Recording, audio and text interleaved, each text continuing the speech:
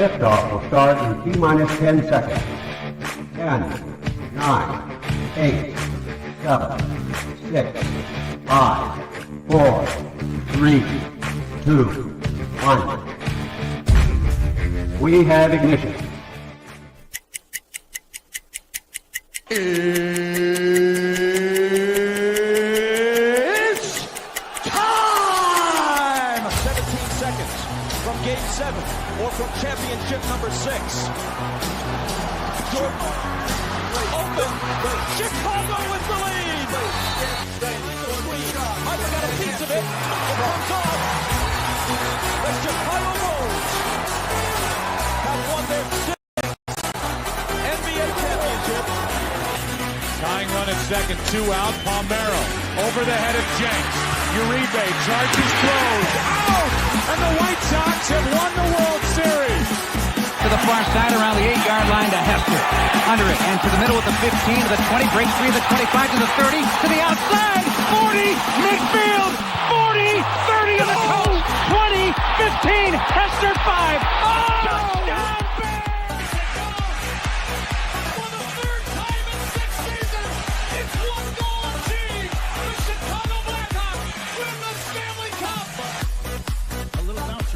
Toward Bryant. He will glove it toward Rizzo.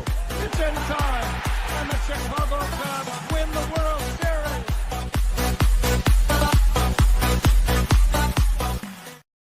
What up, what up, what up? Welcome to Shawn and Maya in the morning on this Hump Day edition. I'm your boy, the SuperBack, Shawn Sierra.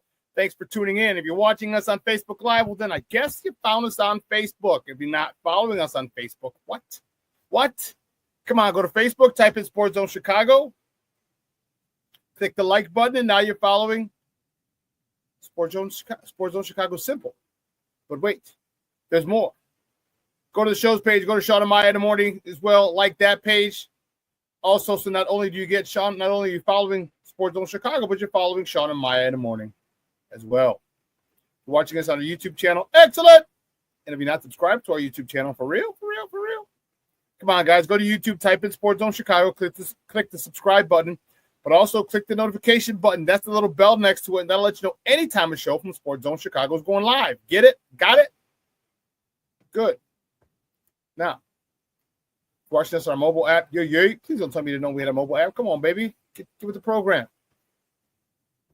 So wherever you get your apps from, it doesn't matter whether it's iTunes or Google Play or Amazon, Walmart, Kmart, 7-Eleven, Zayre, Zemsky, Macy, Montgomery Ward, Woolworths, Weebolt, Goldblatt's. It doesn't matter. Just go there, you type in Sports Zone Chicago, you download it, you take us with you on the go. So not only do you get Shawn and Maya in the morning 3 days a week, not only do you get our other live shows throughout the week, and not only are they archived there like they are on Facebook, but I'll tell you what, we give you a slew, and I mean a slew of articles. Thanks to my man Clarence Council III. Big up to Clarence for keeping you abreast of all articles, Chicago sports related. Now, if you watch this on a Roku channel, I like that kind of party, baby. If you don't know, you better ask somebody. Sports Zone Chicago, we have our own Roku channel. So if you have a Roku television in the house, do us this favor. Yeah? Download Sports Zone Chicago's channel to your television. All right? Put it there next to the big boys. Netflix, Hulu, Prime Video, HBO Max, Apple TV, excuse me, Disney Plus, Paramount Plus, Stars. Oh, man, Stars. Raising Canaan has been phenomenal. Can't wait till Friday. Woo!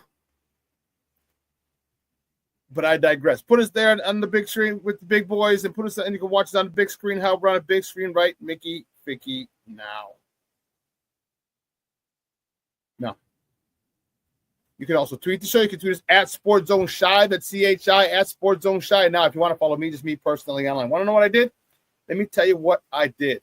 I made it nice and easy for you folks. Nice and easy. One handle for Facebook, Twitter, Instagram, Snapchat, and TikTok. All one handle at the Shawn Sierra. Man, we got a great show, but I need you to get interactive. So whatever platform you're watching us on, whether it's Facebook, YouTube, or our mobile app, leave a question or comment on that platform. It'll come up here on the thread. We'll put it up on a screen. We'll incorporate it into the show. And that, my peoples, is what makes this the best morning Chicago sports talk show around. And that's you. So bring them all, baby. Questions, comments, smart-ass remarks, because ain't nobody scared over here. Like The Rock said, baby, don't sing it. just bring it. Let's get to the chat and see. Let's check it out. See what's going on already. Cornelius Squall's in the house. He's early. He said, "What up? What up? What up? Sports owners, get Ashton Jency. Stop it, Cornelius. Stop it with your nonsense." My man Armando Emeterio Lara Jr. He's in the house. What's up, Papa? How are you? Thank you for tuning in. I appreciate you. Mashawn Walls in the Mickey Picky house. He goes, "A hump day. What up, peeps?" Yeah, no burpees today, Mashawn. No Mickey Picky burpees. I like that kind of party, baby. Oh, my man Jay Grizz checking in. Happy hump day Wednesday. Sports owners, Sports Zone family said Jay Grizz checking in from the East Coast. That's what I'm talking about. Rick Gonzalez checking in says, "Good morning to all. Hey, Shawn, our Sox got just as many wins as the Cubs this season." Yeah, we do. Bear the F down, baby. You're damn right. Yeah, right. Jay Grizz, you know SuperBack's happy with a couple of 0-2 to start the season. Why would you say I was happy, Jay Grizz? Why would you say that? Why would you say that?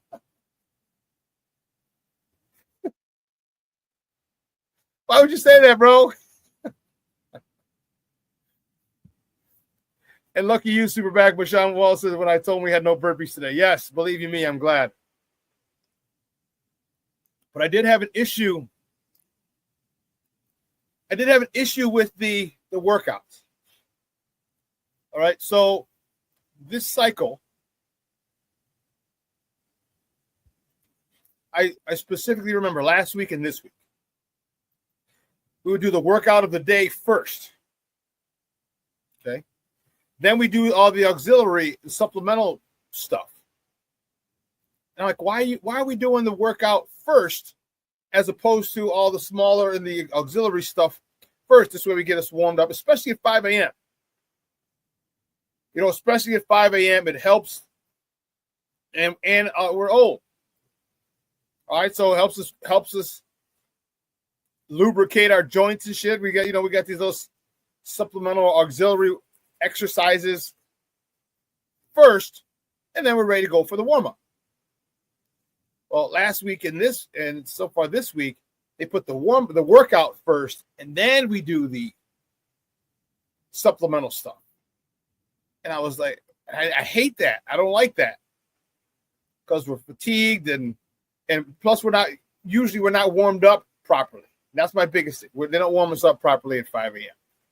I think they're so worried about the character of the class because we're a bunch of numbskulls in there, a bunch of knuckleheads. And so we're not warmed up properly most of the time. So to go right into the workout wasn't a big thing. But I talked to the guy today, and he was saying in this cycle he's gonna, he did it last cycle. We had the auxiliary workouts first, and then the workout. But this one, he's doing the workout first, just to fatigue us. And I kind of figured, but I just don't like it. But as long as we don't have burpees, I'll deal with it. I'll deal with it. Man, listen, we got a great show. We got a lot to talk today, baby. A lot to talk. Cubs, 2 games under their belt, 2 regular season games under their belt in Tokyo. They're on the books. We're going to talk about that. The White Sox, they still suck, and their shortstop of the future, who's supposed to take over for Tim Anderson, is back in the minors. Blackhawks were in action last night against the Kraken. The Bulls were in action on Monday. And they're in action again tonight. We're going to talk about that. Then we got the Bears. The Bears re-signed a backup offensive lineman, which, as long as he stays healthy, could be a good depth piece. So we have all that to talk and more. There was already some NCAA games, the first 4 in. Yesterday, or 2 games yesterday, 2 games today. So we'll talk about those, and then the hype train starts tomorrow. The craziness starts tomorrow. March Madness officially. I know you can say they officially started yesterday with the first 4 in, but come on, no one cares. Gamblers care, but no one really cares. But tomorrow's the day that the dance starts.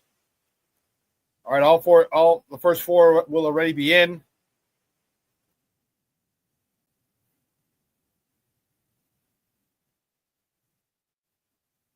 And it reminded me of back when I was teaching. Back when I was teaching,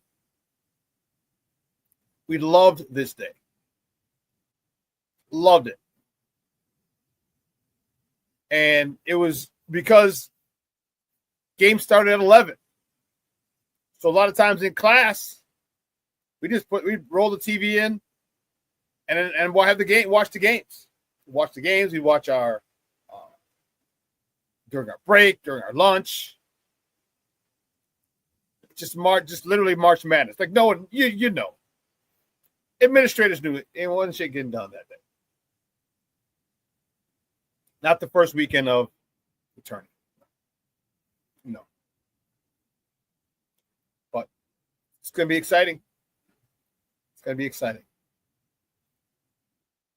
My nephew, Mondo, says, I was wondering why Colson was starting the season in AAA, and I looked at his slash, and he has back issues. Yeah, I don't think he's a source of the future for you guys.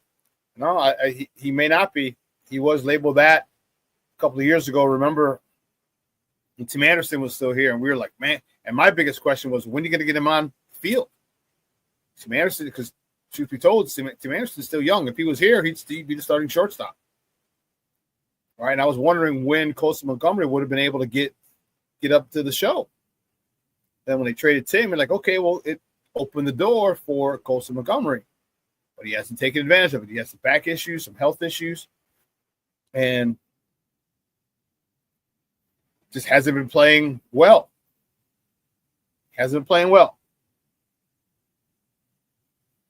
So, yeah, you might be right, Mondo. He might not be the shortstop of the future for us. Who knows? And we're going to find out. It's unfortunate because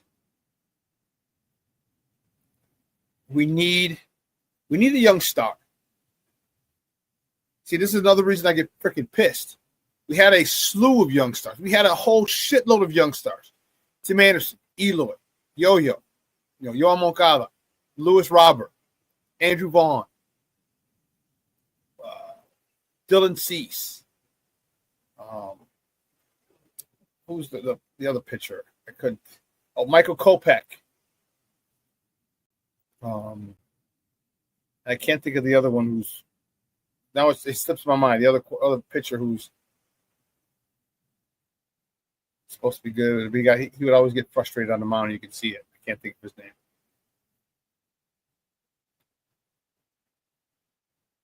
Lucas Giolito. There you go. Lucas Giolito. We had all those young stars on our roster and a reason to get excited. And they screwed it away. They screwed the pooch. And that's why I don't know if I'll ever be able to forgive my White Sox, man. I don't know. It took a lot. Rick Hahn did a hell of a fleece job on a couple of teams to get those players. And the one thing I also didn't like about that,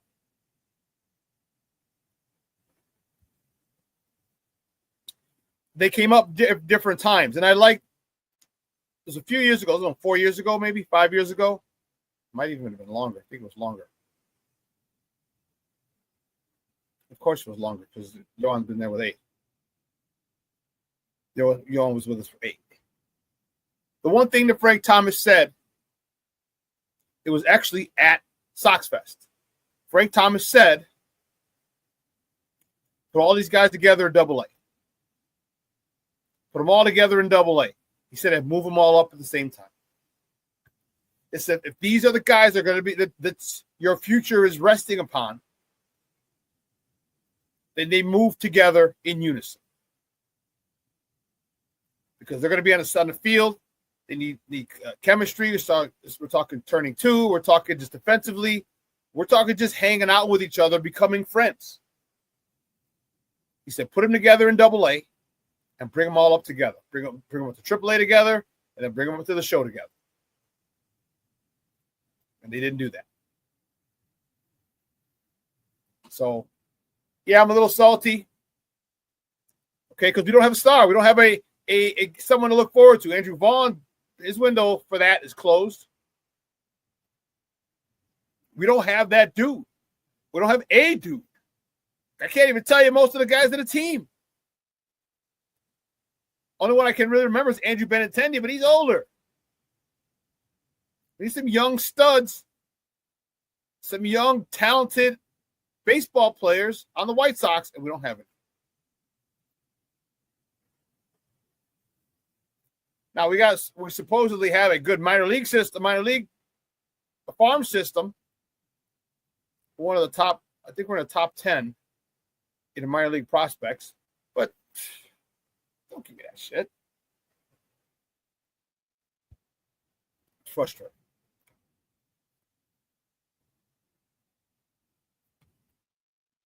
Is Lou Bob a star? Yeah, I would say that, Rashawn. Well, he's so far buried in all this other bullshit that the White Sox are doing. I literally forgot about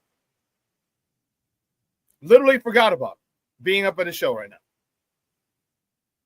That's how bad this nonsense is. And the fact he doesn't speak English, there's no marketing. There's no marketing for him. You know, and that's my issue. Here's where the Spanish-speaking community needs to come to play. All the Spanish-speaking businesses, corporations that want to sponsor the White Sox, they better get Lou Bob. Get Louis Robert as their spokesperson. All right, because you'll get to see one, his personality. We don't really know his personality. He's very stoic to most fans. We don't see him, you know, maybe make a joke, maybe have him laugh, maybe have him smile, something. But he needs his marketing guide, it sucks.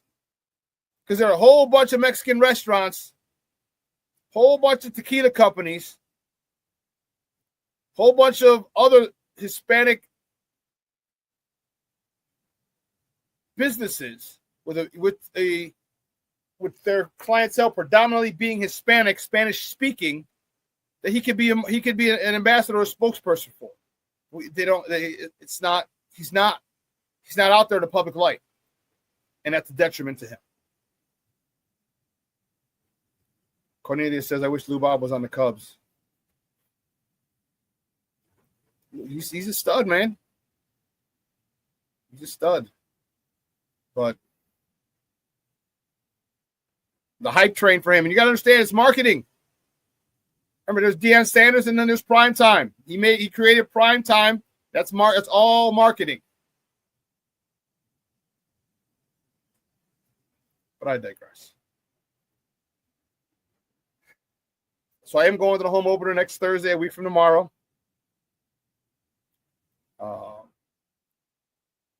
Under protest.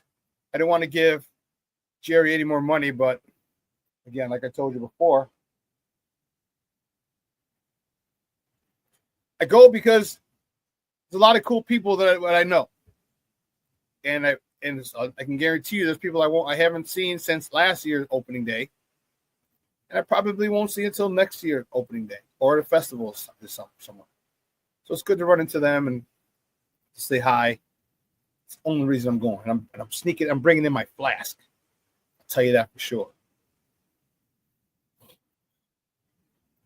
Did you lose a bet? That's why you're going. No, Rick. No, I didn't lose a bet. Believe me, I didn't want to go, man. I didn't want to go, but like I said, it's all about people and the interaction, the fans, like people, acquaintances I haven't seen in a while. You know, life gets in the way. But I know for 3 hours we're going to be able to drink like fools, act crazy in the parking lot, walk in the game, and, you know, run into a whole bunch of other people that I haven't seen.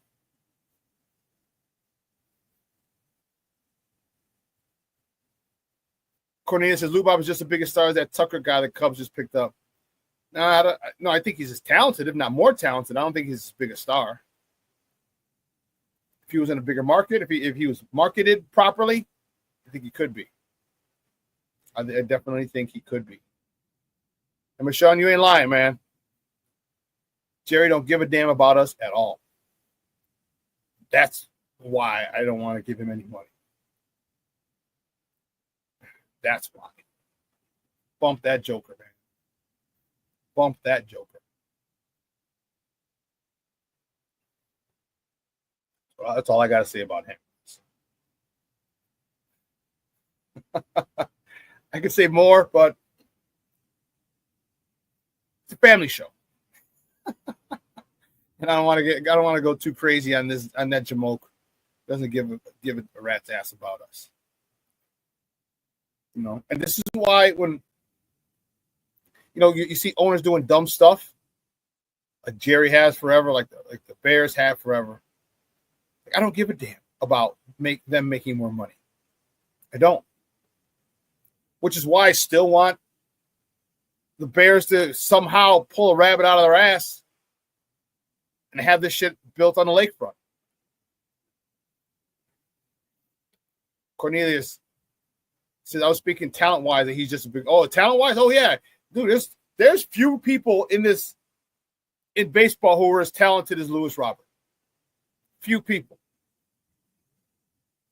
Maybe Ohtani. Mookie Betts a year or two or 3 years ago. Soto, maybe. But there's nothing Lewis Robert can't do. At 6'3", he can hit for power. He can hit for average. You can tell he covers everything from the Wisconsin to the Indiana border. He's learned how to jump, time himself and jump, rob home runs at the fence. He's learned how to do that. He should be able to steal more, but they're not doing that with him. Going first to third, second to home. There's nothing this guy can't do. Nothing. But it hasn't been pulled out of him. It hasn't been managed properly. It hasn't been coached properly. Same thing with Yohan and Tim. These guys and Eloy. These guys were talented, man. Now they're just another three or four other stories of guys that could have been. Guys that should have been. And that's sad. That's sad. The Plankster's checking in. What's up, Papa? How are you? Thank you for tuning in, sir. He said, good morning. Good morning, Shawn. Sports owners, bear down. Bear down, baby. Bear down. Shorty is in the house. What's up, Papa? How are you, Shorty? Thank you for tuning in. Plankster, Shorty. Yeah, I love it. I love it. Well, let's get it started. Guys, you know how we do. The first segment of every show is called Top of the Morning. It won't come just when you want it.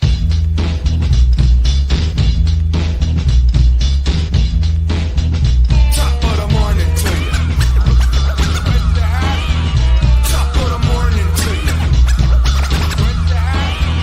Top of the morning to you.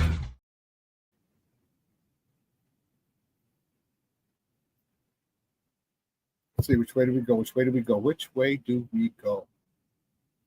We're going to start with here. We'll start with Monday. Monday, the Bulls, baby. I like it a lot. The Bulls beat the Utah Jazz 111-197. Kobe White led the way with 26 points. Trey Jones, I'm telling you, I am liking this guy more and more. These two, him and Giddey. I didn't like them when they first got him, and man, they are doing a number. With Trey Jones being the true point guard, he had 18 points, 12 assists in the win. Kevin Huerter, 17 points, 9 rebounds, and Buzelis, the youngster, 17 points as well, 9 rebounds also. Big win for the Bulls on Monday, and I'm telling you this, they're fun, man. They are fun. If they're playing themselves out of the lottery, that's okay. That's okay because the development of this team, you go get one free agent in about 2 seasons, 25, 24, 25, 25, 26. the 26-27 season.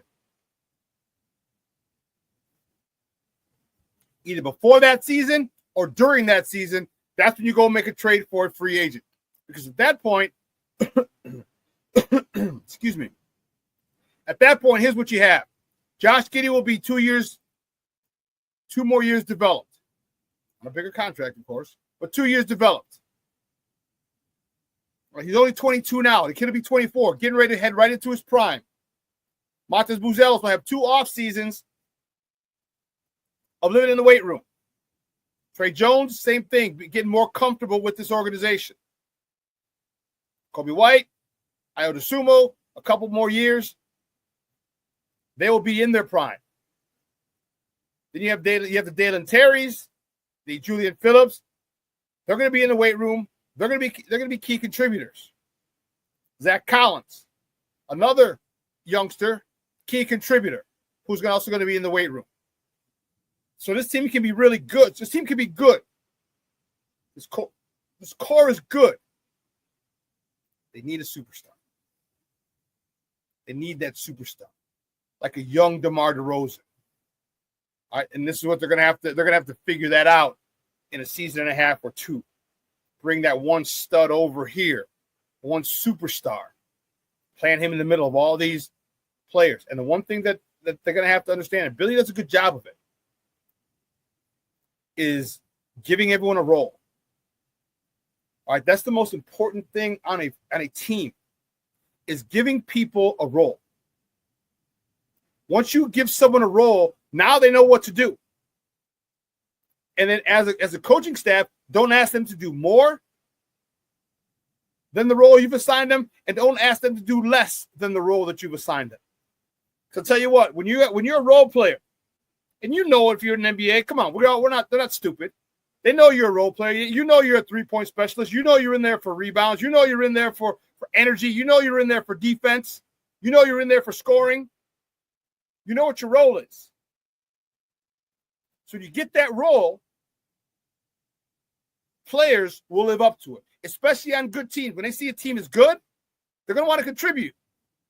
Billy's got to do a good enough job of giving them a role that fits them, that benefits the team, and doesn't stray from it. That's what he's got to do.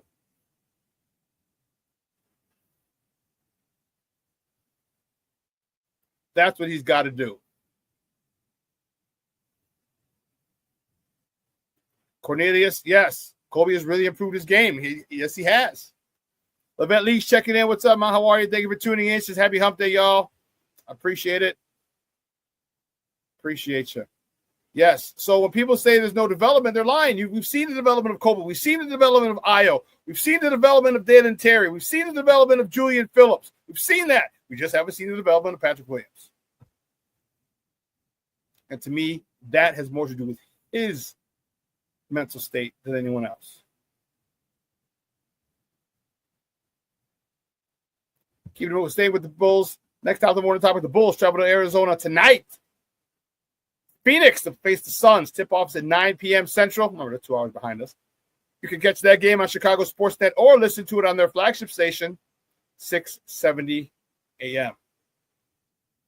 Well, listen, here's what we're going to do. We're going to take a quick break. On the other side of the break, we'll finish up with top of the morning topics. All right, I got to get the Gordon off the CrossFit. I got to go get my wallet and my keychain. I told you guys I'm a Bear fan for life. For life. For life. Like the New World Order, Hulk Hogan and them. Well, more top of the morning topics on the other side of the break. Don't go anywhere, folks. Keep it locked right here. Shawn and Maya in the morning on Sports Zone Chicago.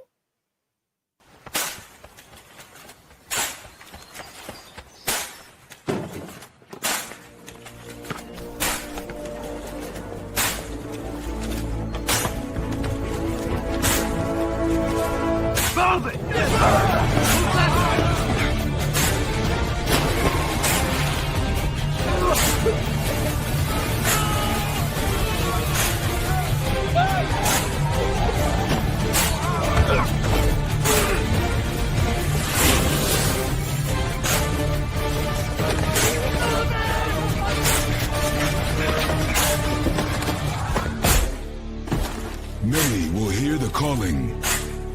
Few will earn the title.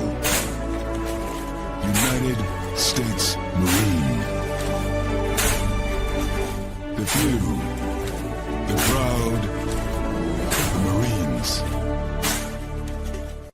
Hey, it's your boy, the Superback, Shawn Sierra, and be sure to follow Sports Zone Chicago on all social media platforms, on Facebook, Instagram, and our Roku channel. You can find us at Sports Zone Chicago, and on Twitter, we are at Sports Zone Shy. Also, be sure to download our mobile app so you can take Sports Zone Chicago with you on the go.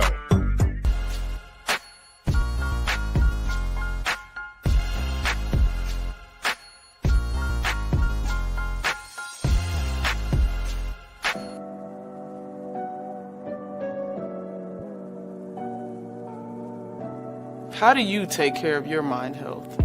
For my mental health, I meditate in the mornings. I have my dogs. They're the best. I just find ways that help me just relax. Finding things that make me happy, like being close to my family. I meditate a lot and read books. I have hobbies outside of the game. Yeah, I'm able to switch off. I'm able to turn my brain off from the game of basketball. Your mind health matters. Your mind health matters.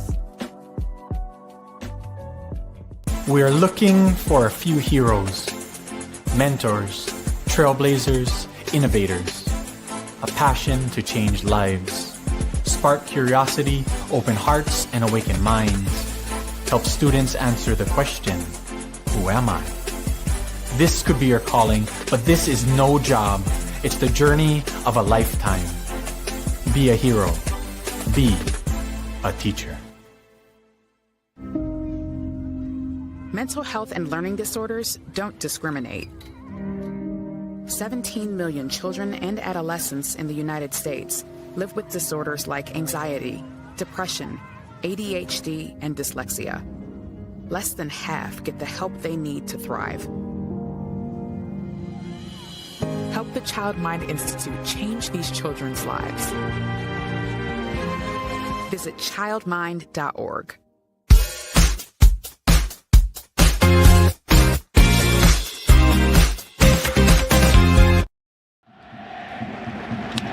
Ground ball to short. Dansby dives, fields to first, 2 away. Oh, Dansby rips that to short. Dansby picks that again. Go figure. Man, he's so good. And he hits that one well into left field, and that ball will one-hop the wall. Swanson to second, and Dansby Swanson does it in the field. Leadoff double at the plate here in the second. Great start. Pete, hard line drive, right center field. That's a base hit. Pete easily goes for 2, and it's a leadoff double for Pete Crow-Armstrong in the 5th. Workman grounds it right side. That's a base hit. PCA scores, and Gage Workman gives the Cubs their first run of the Tokyo Series. It's a 1-0 game in the 5th. Welcome back to Shawn and Maya in the morning on Sports Zone Chicago, courtesy of the Monkey Network. That was a couple days ago when they were playing the Yoshimura Giants.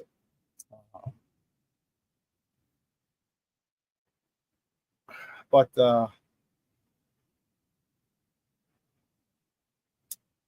yeah, let's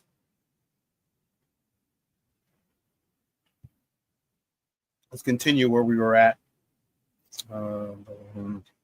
Continue where we were at with the top of the morning topics. I didn't get that.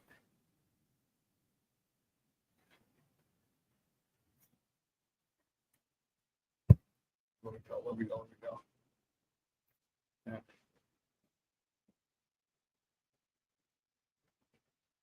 On Tuesday, the Cubs fell to the Dodgers in Tokyo, 4-1.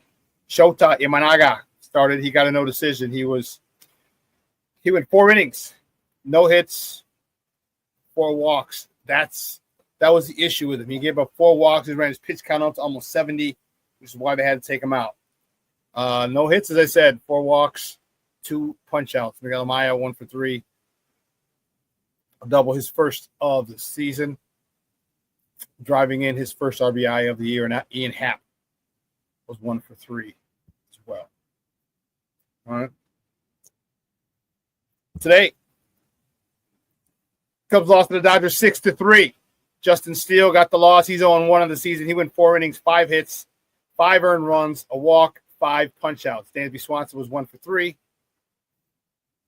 Will double his first of the season, driving in his first RBI of the season. Ian Happ was 1 for 4. He had an RBI, his first of the year. Kyle Tucker was 1 for 4. He had a double, his first double of the season, driving in his first run of the year as well. So the Cubs have come back. Now they have a couple more preseason games to play with 4 or 5 next week in the home opener. After that, keeping it moving. The next top of the morning topic, back stateside in the AZ. The White Sox take on the Brewers today in Phoenix. First pitch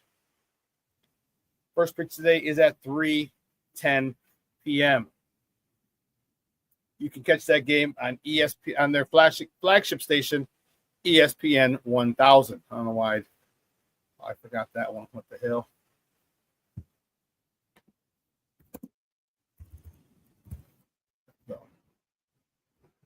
We'll put it up again. You can listen to it on ESPN 1000, 1000 AM.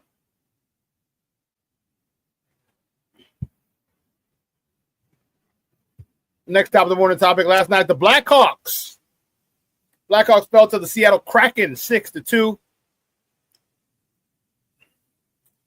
Knight in shining armor, stopped 24 of 30 shots. Connor Bedard lit the lamp for the 18th time of the season. Tyler Bertucci also lit the lamp for the 18th time this season. Levchinov had his second assist of the year. Bertuzzi, in addition to his goal, got his 18th assist of the year. Vlasic, his 23rd helper, and Lucas Reichel, his 14th helper of the year. Tough one for the Hawks, but keeping it moving. Tomorrow, the Hawks host the LA Kings at the United Center. Puck drop is at 7:30 p.m. Central. You can catch that game on Chicago Sportsnet or listen to it on their flagship station, 7:20 a.m.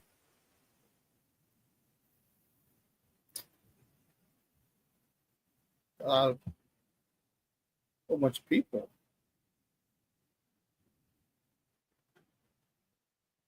Haha, King Booker World checking in. What's up, Papa? How are you? Patty Lara checking in. Patty, how are you? Thank you for tuning in. I appreciate it. You and Jeremiah. Yes. All greetings and salutations. King Booker World says, White Sox 10-game winning streak loading. From your lips to God's ears, King Booker World. From your lips to God's ears. I sure as hell don't. Dude, getting a 3-game win streak would be a feat for us. 3-game win streak would be something else. Next topic, the Bears. The Bears have re-signed offensive lineman Doug Kramer. I don't know why I put Douglas. What the hell is that?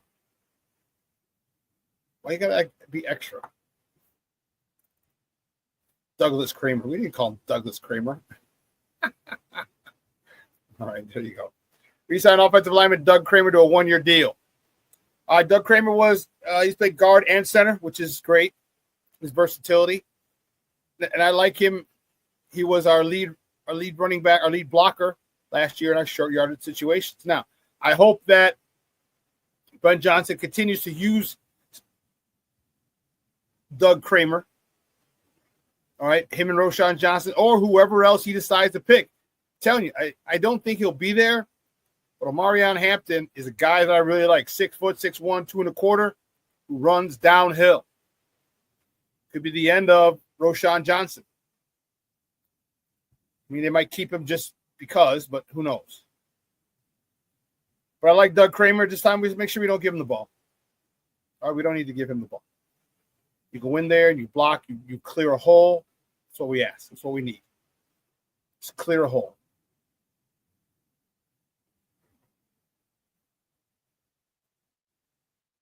Let's see, just a second, see.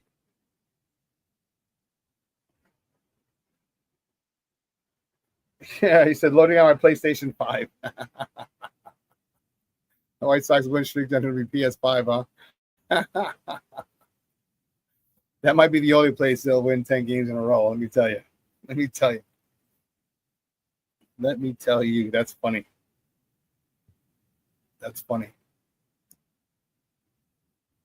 Well, listen, this Bulls team right now.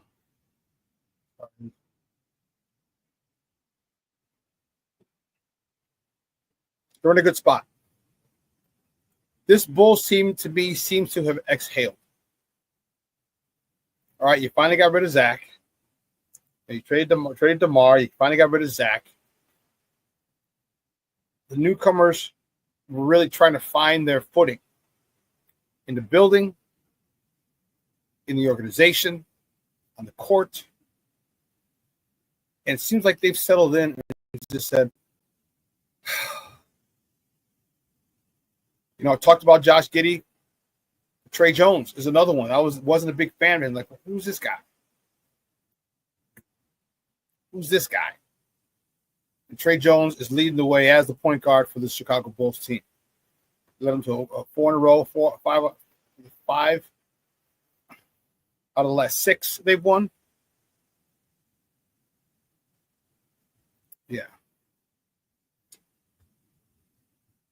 Cornelius says, anytime you get to draft the Barry Sanders of this generation, Aston Genty, you do whatever it takes to get him. I don't think he's the Barry Sanders of this draft. I don't think he's that good. I really don't. I'm not saying he's not good. I'm not saying that at all. I just don't, the hyperbole surrounding him. There's certain things about him. 1, pass pro. 2, his I disagree with that comparison. Everyone wants to compare him because he's 5'8". But again, in comes pass pro. His lateral movement is nowhere near anything that of Barry's. All right, and his top end speed is nowhere near anything that of Barry's. Barry never got caught from behind. This guy has. And I'm not saying I'm not shitting on him. I'm not. I'm just saying I don't believe he's as great as people think he is, or as people want him to be, because of what he did in college. Okay. I need a bigger back. We have a 5'8" running back who's shown to be able to bounce off of tacklers, run between the tackles, catch the ball out of the backfield. All right. DeAndre Swift really had a good year last year. Much better season than I anticipated. His ability to run between the tackles was one I didn't see. I was surprised. I made an apology to him on here because I didn't think he was that good. And he sure as hell showed me. But I just don't think he's that out. Now, if the Bears take him, I'll be okay with it. Oh no, I wouldn't. I wouldn't be okay with it. Let me not lie. I'd root for the guy, but again, there would be there's other picks, other situations. Like I need both lines fortified. All right. If for some reason Mason Graham drops, which I don't think he will, but there's a possibility. There's a couple of mocks he's dropped. I know those mocks don't mean shit. All the mocks do is show you the possibilities of where people can go. So when people say, oh, man, I saw this he went over here in this mock, he went over there in that mock. It doesn't matter. It just gives you, it's not a prelude to where they're going to go. It just gives you options of what could happen. Okay, maybe it's where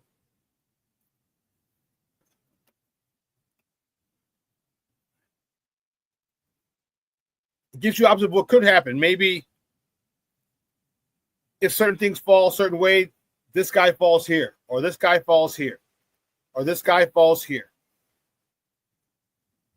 Cornelius, I agree with you. Barry's GNC's numbers were just a little shy of Barry's college numbers. Plus, he's one of the top 5 players in this draft. Well, his numbers, I'm okay with. I'm like, The level of competition that he did it against wasn't one that was comparable to Barry's. He had one game against Oregon, which was good. He looked the part. But the rest of his were up against smaller teams that Boise State has on their schedule. The WAC, Big Sky, those guys. Excuse me. Don't get me wrong. He's not one guy that you hit up top. He's a guy you have to wrap up. That's for sure.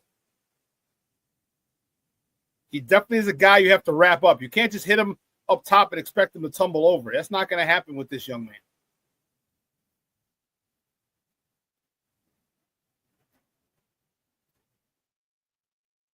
I'm not saying that he's not good. I'm not on the Janty hype train. You could be, that's fine. I'm just saying I'm not. Okay? Again, biggest issue is pass pro. So if he's in, he's going out in the route, and now that you might be able to bring some heat. But he's not going to be able to protect at all.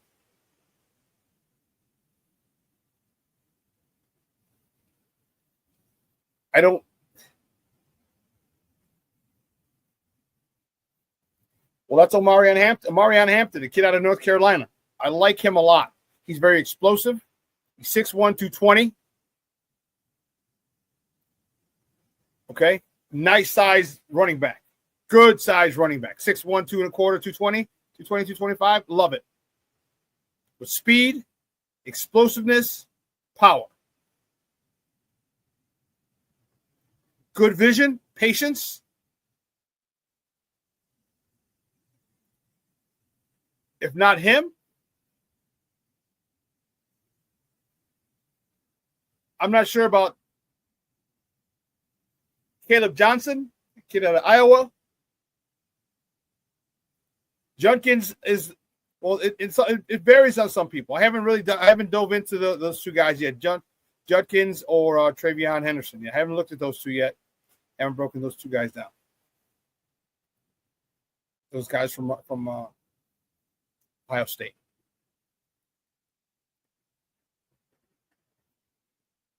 But I think we need a different type of back.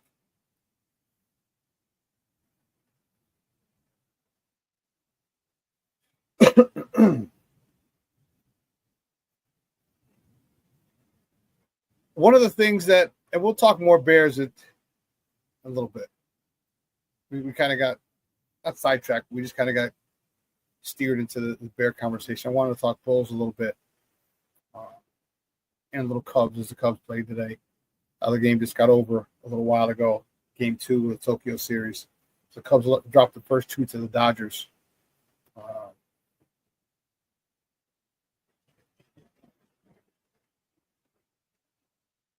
Cornelius is stuck on. With that old line the Bears have assembled, Genty would be unstoppable. Any running back would be good with the offensive line that they assembled. My question is, would you rather have that? Would you rather have Genty? Or would you rather have a Mason Graham? Or would you rather have a left tackle for the next 10 years? All right. I think it's a luxury pick. I think it's a little too high. Now, if he was 5'10", 5'11", 6 feet, and did what he did, different story. 215, 220, 225.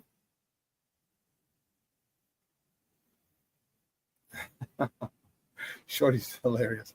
I want to trade back then Henderson and Scatterboo, then run my modern day Shorty T formation. Yeah, I don't think Scatterboo goes before the 3rd round. Cornelius is stuck on him, man. He's like, Genty. That's cool. That's cool. We just agree to disagree. I don't think he's Bear should take him at 10. That's all. And you do. You think they should, or you want them to? The big difference. Wanting someone and what they should do are two different things.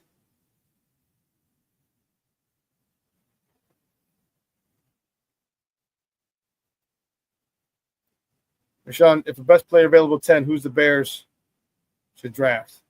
Again, it all depends on how it falls. All right. Mason Graham, Kenneth Grant, D tackle.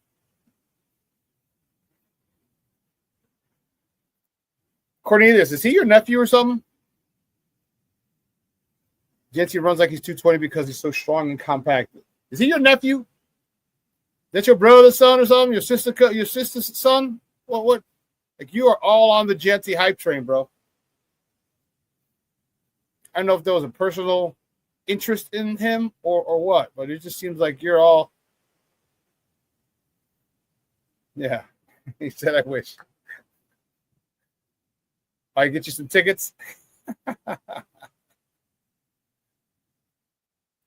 Yeah, Michonne, Jency might not be there at 10. It could be, the Raiders might want him.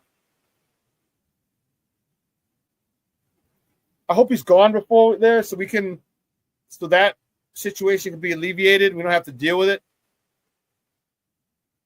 All right, with him being gone. I mean, we got to figure out here. We got 8 picks. All right, in this top 10, Cam Ward, 7. Cam Ward, Shedeur Sanders, and Travis Hunter. We know those guys are going for sure. Okay. At least 7 picks.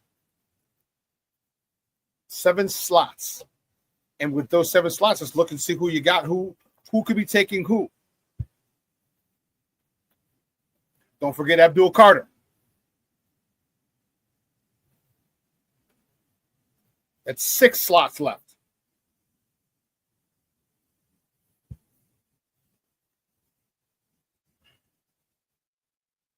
Can he fall those 6 slots? So my question to you is that with 6 slots left, you got Will Campbell, Calvin Banks, Mason Graham.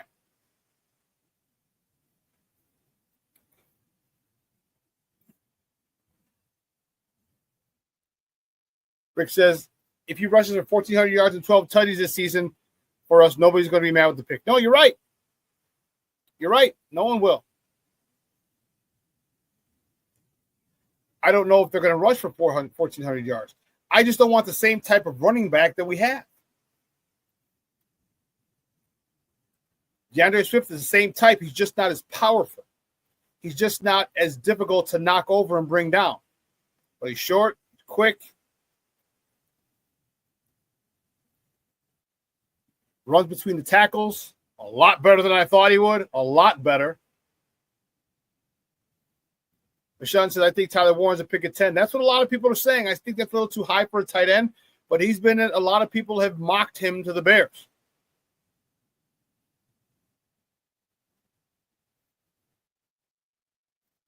King Booger World Dart, Jackson Dart has been really flying up a lot of people's draft boards. And that could be the one person.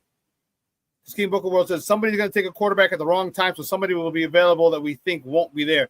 If Jackson Dart gets taken in the top 10, that pushes everybody down. So now we're going to be stuck. There's a situation we could be stuck. Listen, obviously Abdul Carter's not going to be there.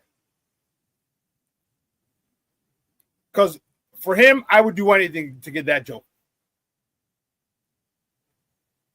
Okay, Abdul Carter's not going to be there. But if Mason Graham is there, I'm taking that first and foremost. I am taking Mason Graham. You imagine. Can you freaking imagine? You put Mason Graham with Grady Jarrett. Let Mason Graham be tutored by Grady Jarrett. Please. If there's a God in this world, please let us do that. Please let us do that.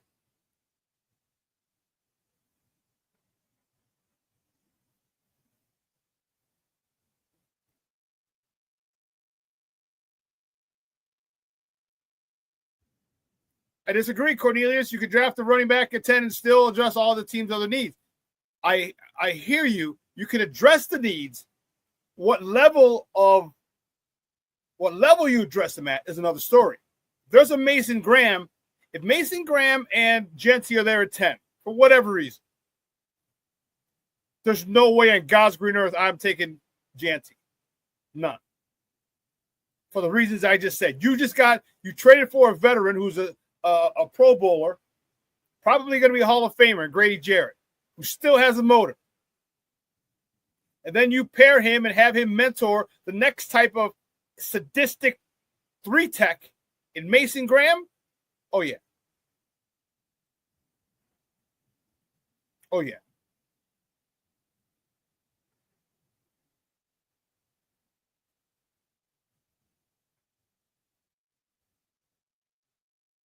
Right. He said he lost 24 pounds. So he's over 300.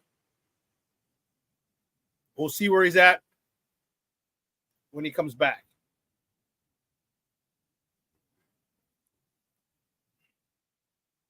Because even at 38, you might be at 39 or 41, you can get one of the other running backs. You can get I'm telling you, a lot of other people are looking and watching the tape, and some people are rating Marion Hampton higher than Genty.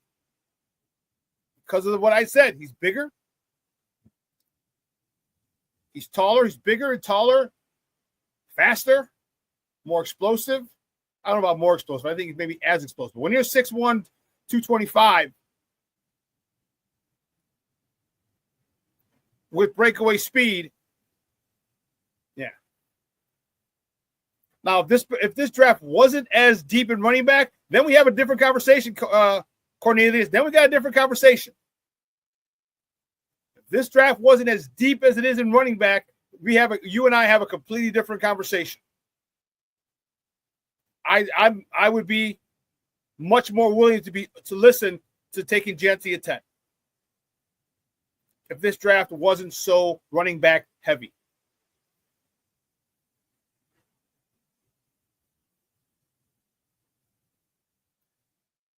Mason Graham had Kenneth Grant on the line. Yes.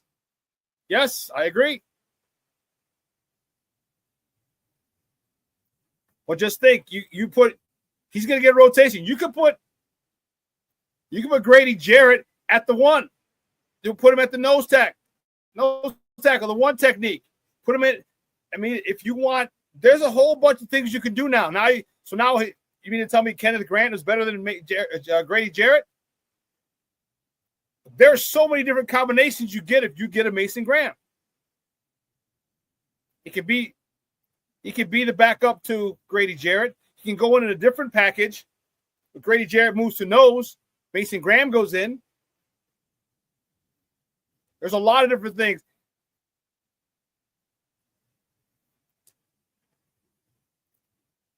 Shawn, I believe you're right. I believe Hampton will be drafted in the first round, which is why I mentioned a lot of the other young men.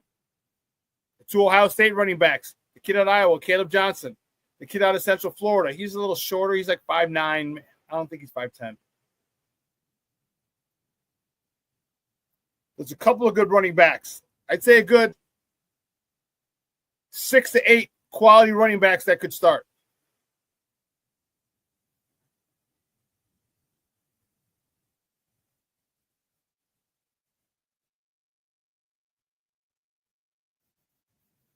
Yeah, Jay Grizz said, and I think he will, if we keep pick number 10, in my opinion, he better be a starter day 1.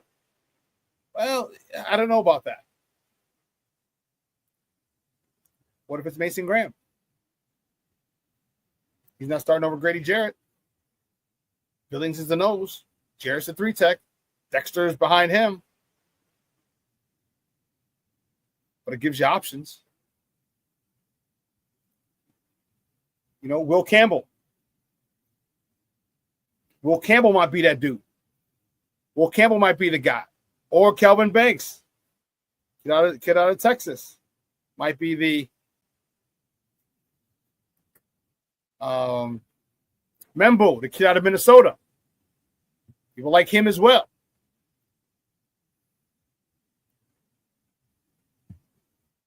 James Ford checking in. Good morning, Papa. How are you? Thank you for tuning in. Cornelius says, I believe Mason Graham is overrated. Okay.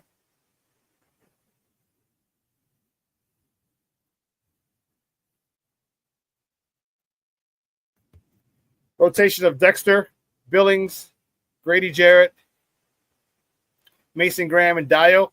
It is a nice rotation, bro. That's one hell of a rotation.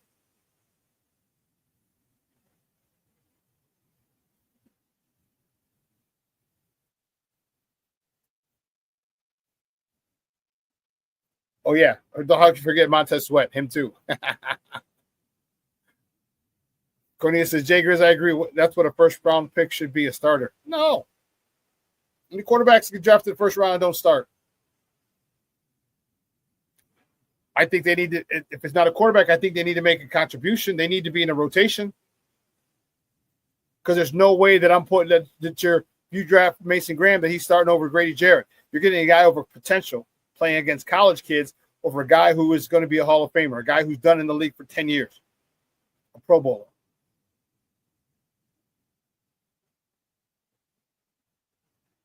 I think you sit there and say, hey, homie, you just sit there and learn. Anything he says, you listen.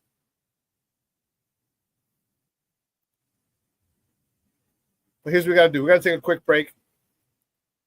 On the other side of the break, we'll finish up.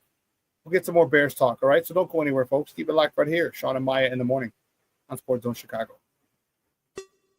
Hey, it's your boy, the SuperBack, Shawn Sierra, and be sure to follow Sports Zone Chicago on all social media platforms, on Facebook, Instagram, and our Roku channel. You can find us at Sports Zone Chicago, and on Twitter, we are at Sports Zone Shy. Also, be sure to download our mobile app so you can take Sports Zone Chicago with you on the go. Time out. How are you feeling right now? Happy?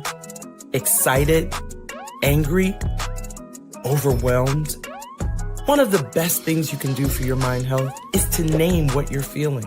It can sharpen your awareness and help you talk about your feelings with someone you trust. Here are 3 questions to ask yourself. Where are your thoughts right now? In the past, the present, the future? Do you notice any sensations in your body? Is your heart beating fast? Is there a flutter in your stomach? Or are you fully relaxed? What do you need right now? Time with others? Time to yourself? Remember, there's power in this awareness. So find ways to identify what you're feeling today.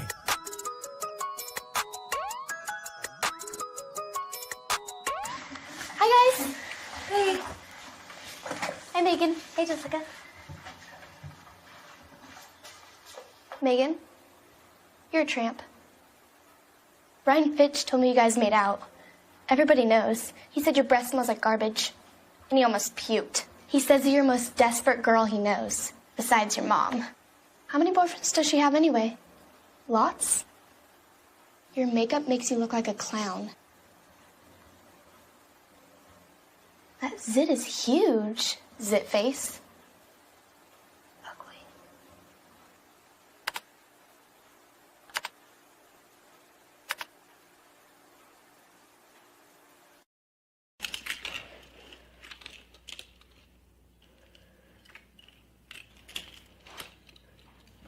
Hey, bud, what you doing? I'm playing with cars. Cars? Can you show me what a car does?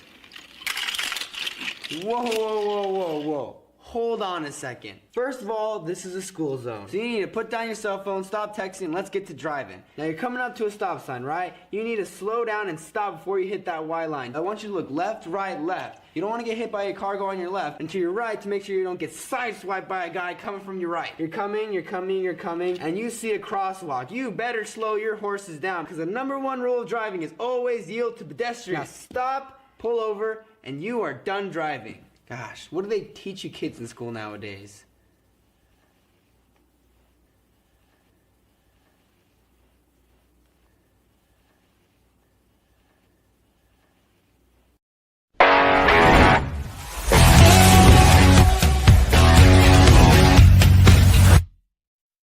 And but you know what? It come with the game. You know, as long as if you play as long as I have, you know, and you want to keep playing. I mean, that time, you know, is inevitable almost. But you know, my best days are still ahead of me, and you know, I just kind of took it how it come, and you know, through faith, you know, just trusting that something will come along. I think the perfect match came along when I had the opportunity to join this team, being a part of something that is going to start here special. Me being somebody who wants to be in a position to compete for championships, encourage the younger guys around me, and just really share my experience and my hunger for greatness to others who want to achieve it. I'm in a special place and a special time and a special moment where I'm supposed to be. Welcome back to Shawn and Maya in the morning on Sports Zone Chicago. Those comes courtesy of the Chicago Bears. That was Grady Jarrett the other day, last week, I should say, at the intro presser. How does that not have the hair on your arm stand up? I want to share my passion for greatness with anyone who wants it.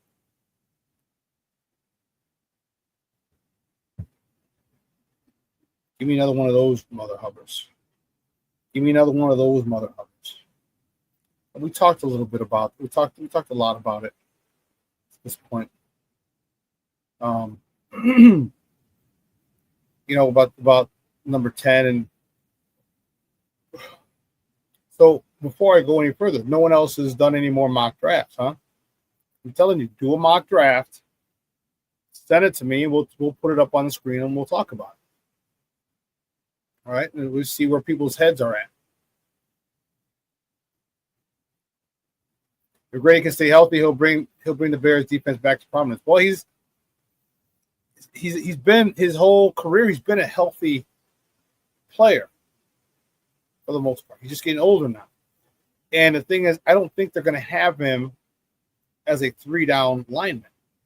He's going to come in predominantly in passing situations. Maybe second and third down. Mostly third, but second and third.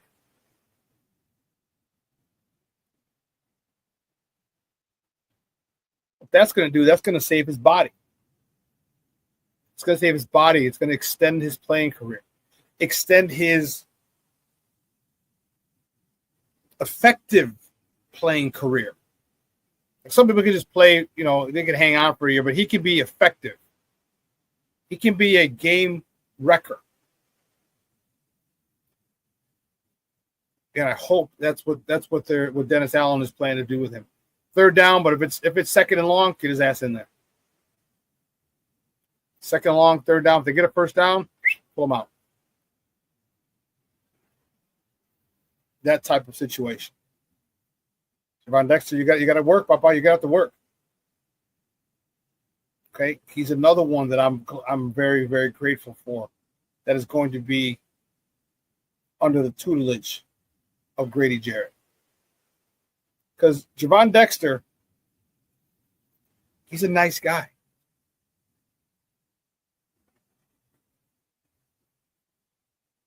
He's a nice guy. Interviewed him all last year. Interviewed. He's not a dog. He's not a killer. He's not a monster. Okay, everyone isn't.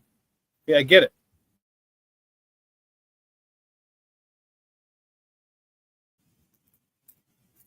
But this could unleash that type of personality in him. Cornelius says Grady's biggest contribution will be leadership. I don't know if it'll be his biggest, especially if they use him sparingly, like second and third down, predominantly third. But it's up there. If it's not 1A, it's 1B.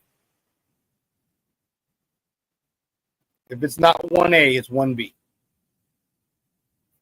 His leadership. You know,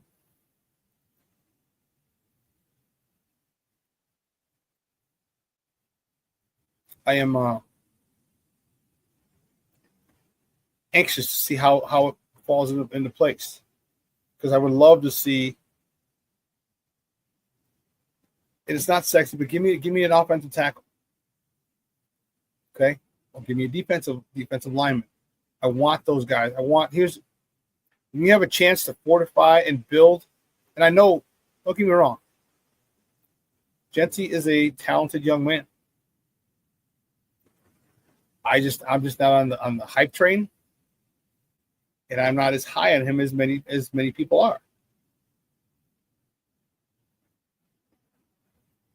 I mean, if you take him, yeah, I can argue why you should take him. I can argue that point very well.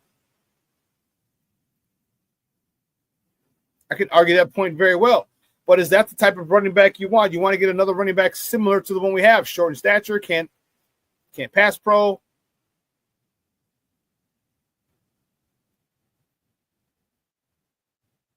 Or do you want a different one? We saw, I mean, it might just be what Ben Johnson wants. Maybe Ben Johnson does want Acid Genty. And that could be the issue. That could be the first situation of disagreement for Poles and Ben Johnson. Because you could make an argument for it easy. You can also make an argument for everyone else you want to get. Mason Graham, Will Campbell, Kelvin Banks. I mean, there's no way we'll get Abdul Carter, but if it was Abdul Carter was in the picture, there's a whole bunch of. I mean, it's easy to make an argument for any of those guys.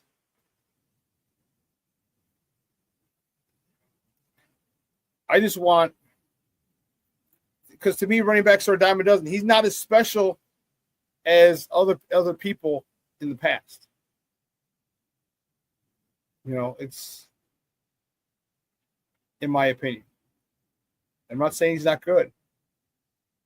Never said that about that young man. The kid is extremely, extremely talented. So we'll see. The one thing that I really want to see is how Caleb adjusts to this new offense built for him.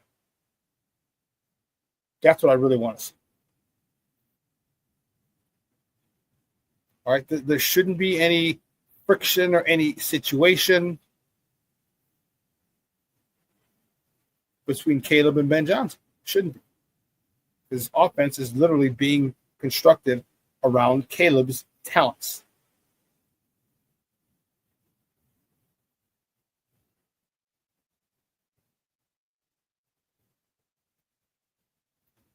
What, Shorty? How dare you say that, Superback? What, Shorty? What did I say?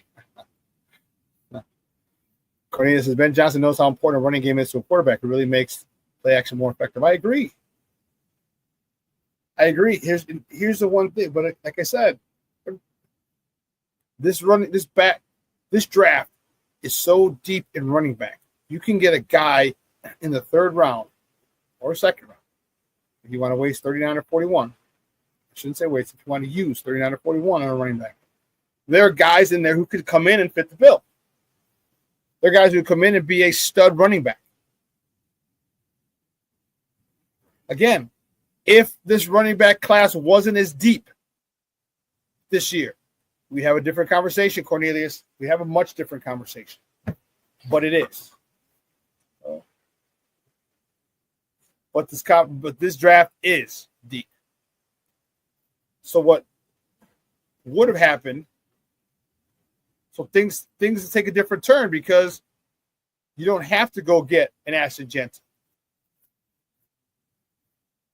All right. Again, I'm not as high on him as many people are.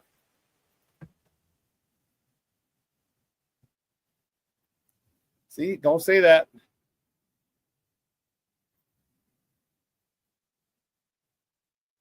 Nope, I'm not hating on running backs at all. Running backs are a dime a dozen. For real, if that's not the case, the running back game, the running back position has become devalued by NFL teams. I never thought it was, but you can get good running backs if you have a good offensive line. You can get quality running backs. Isaiah Pacheco, Kareem Hunt, hell, Terrell Davis.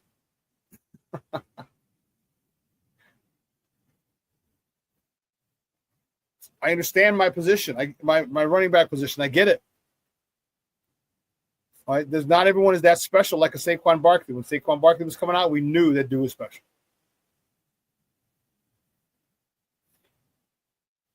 We knew that dude was special. But unfortunately, no one commits to the run anymore, except Philly, and they only won a title.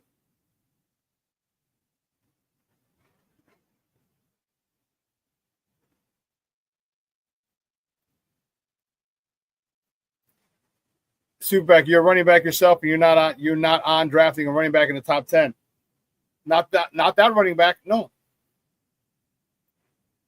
Because we are part of a team. A team. Again, if this running back class is deep, if this running back class wasn't as deep, that's a whole nother story. Then I'd be more open to it, Shawn. I'd be more open to saying, hey, yeah, let me think about Ashton Jansen. When I can get a bigger, stronger, just as fast running back or faster running back later in the draft, I'm going to do it. Because of the offensive line that we got. Because of the offensive line.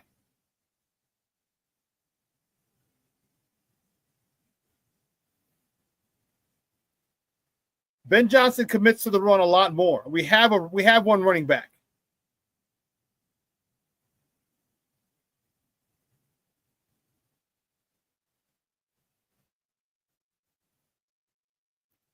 Sure, he says running backs are making a big comeback, Shawn. Too many nickel defenses now are doing nothing but calling for that ebb and sway.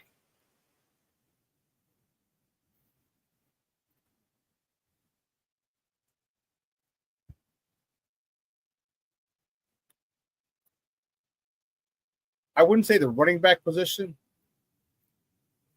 I'd say the running game is coming back.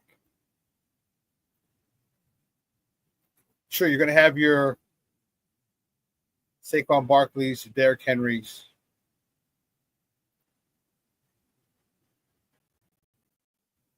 But beside those two, who's special? Who are special in the running? What other running back in the NFL right now is that special? Special like a Saquon Barkley or Derrick Henry.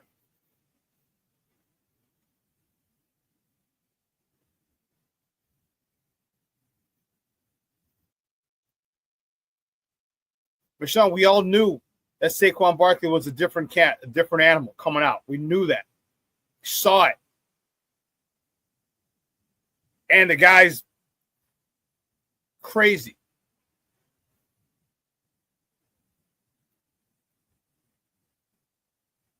Jahmyr Gibbs? I feel he's a good. I think he's a really good running back. I think he's a good slicing running back. I don't see him special. I think he's got a great offensive line. I don't put him in a special category like Saquon Barkley or Derrick Henry, who make their own shit happen. I don't do that.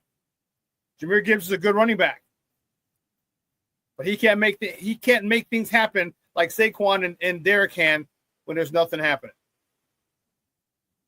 When blocks don't happen. I'm not shitting on him either. I think he's a great running back for that system. They got a great offensive line, so he doesn't have to worry about not having a block.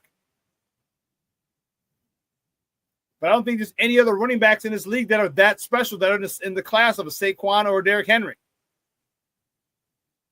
I mean, you get Derrick Henry through the line of scrimmage with a head of steam, that's a Mickey-Picky problem.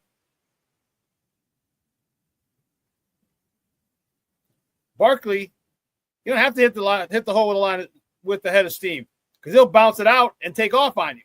His explosion is crazy. Jump cut to the right, to the left, boom, and then take off. You're like, oh, snap.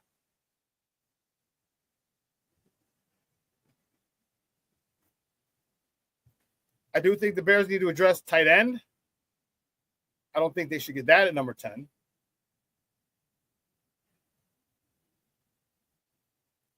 But again, I can make arguments for all of them.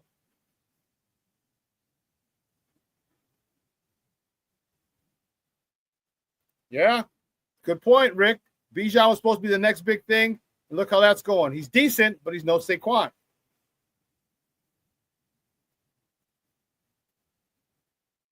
You know, remember, Bijan was it coming out of Texas. He was the man. Remember, Saquon in New York was able to do a lot of stuff without a lot of help up front, without a lot of blocking. Bijan can't do that. Bijan can't do that. And that's all I'm saying. I don't know if Gentry had the lateral quickness of Barry, then we are talking a completely different story. Because then he would be able to make people miss, get positive yards when there's no blocking. Saw Barry do that his whole career.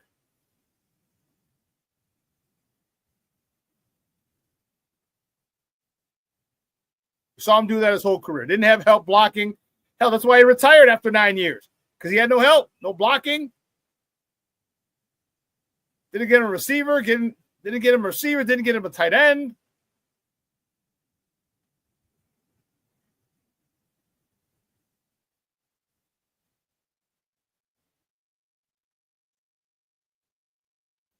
Can't do that. Can't do that, Cornelius. After watching Dalvin Cliff, Gentry's a better back than Bijan right now, and he was considered a can't-miss back. You're comparing Bijan's pro tape to Gentry's college tape. Can't do that. That's apples and oranges. That's apples and oranges. Again, I'm not shitting on Gentry. I'm not, folks. I'm not. I think the kid is super talented. I'm just not on the hype train. I don't feel he's as great as everybody thinks he is. When you're playing Utah State, you're playing. Let me just pull up.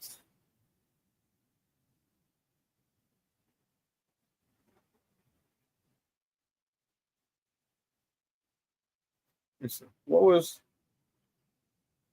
Ashton stats? There we go. Game logs.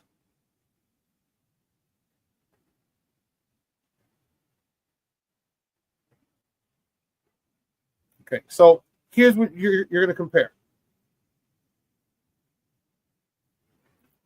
We'll start with who's Gaso? Georgia Southern, GA Southern. Okay, so they go 1AA. Georgia Southern, Ashton Gentry, and the Boise State Broncos, they won 56-45. 20 carries, 267 yards, 1AA. Oregon, Big Ten, 25 carries, 192 yards. Excellent.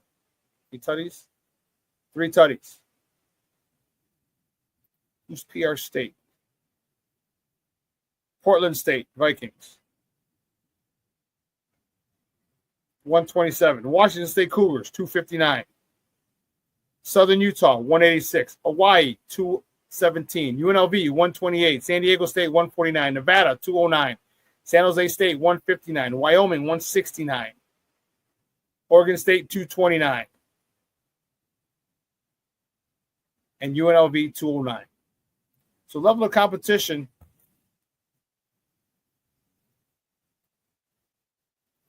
Yeah, that's funny.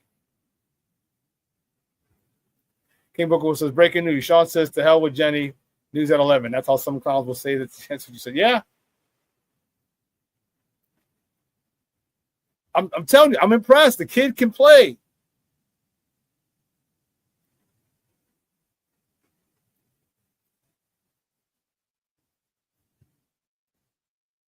Rick Gonzalez says, all we did as Bear fans is complain we had no blocking, and now we want a skill position player at number 10. No thanks for me. Go look at some Omarion Hampton highlights.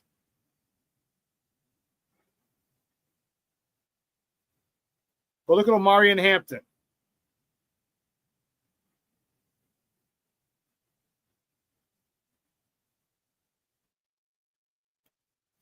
His Penn State numbers, Cornelius, 30 carries, 104 yards. Took him 30 carries to get 100 yards against Penn State. That's a top defense. Oregon was a top defense. He had good numbers against Oregon. Can't take away from him. I'm not going to say he didn't have, and all the competition was trash. It's not. Against Oregon, the number 2 team in the country, they're number 7 at the time. He busted him for $192.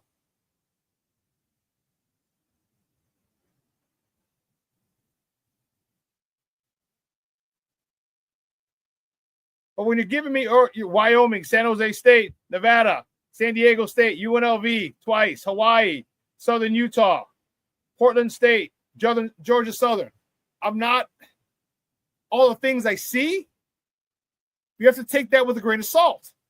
And let's be honest, he runs through those holes quickly because the competition that he's facing isn't as good, isn't the top of the competition that we face in the NFL. Again, I'm not saying Yancey's not good. I'm not saying that. I'm saying be realistic. When you're saying he looks quick, guess what? He's quicker to those guys. He's able to get through the hole quickly to those guys because their talent level isn't that great. He's not running up against SEC defenses. He's not running up against Big Ten defenses. He had one game against a Big Ten defense, Oregon, and he shredded them. 25 for 192.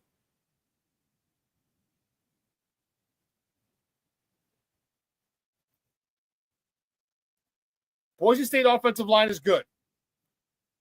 Boise State offensive line is good. They are a phenomenal unit, and that's the most important thing. They are a phenomenal unit. If you watched it and you're talking about the quickness, you'll notice that he's coming off. So whoever the offensive line coach is at Boise State, hats off to you, sir. Hats off to you. Because they're able to get up to the second level quickly. And if you notice, if you watch, and I looked at some of Yancey's tape. This offensive line is getting to the second level just as he's getting through the hole. Great pickup, great blocking scheme, great execution by this offensive line. Great execution. So he's hitting that second level right as that block's being made.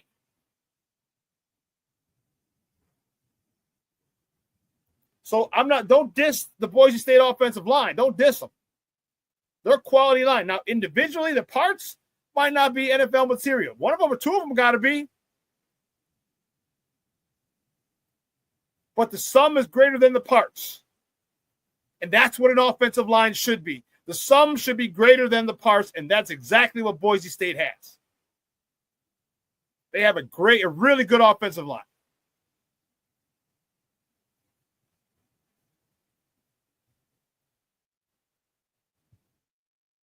They're not at the level of the lines of the Big Ten.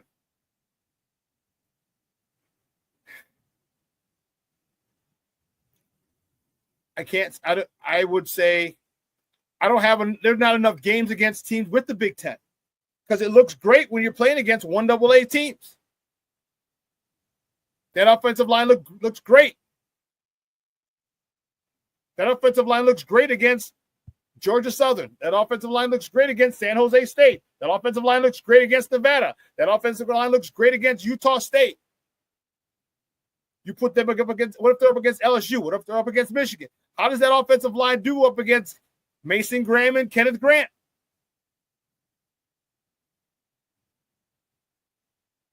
How does that offensive line do up against Ohio State? Penn State, it took them 30 carries to get 104 yards. 30 carries.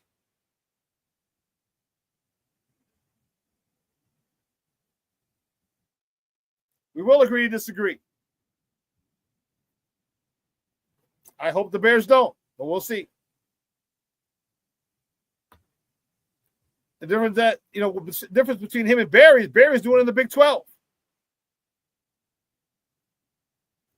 Those are guys who are playing on Sunday. Not a lot of guys played on Sunday from Wyoming, San Jose State, Nevada, San Diego State, UNLV twice, Hawaii, Utah State, Portland State, Georgia Southern. Not a lot of guys are playing on Sunday from those squads.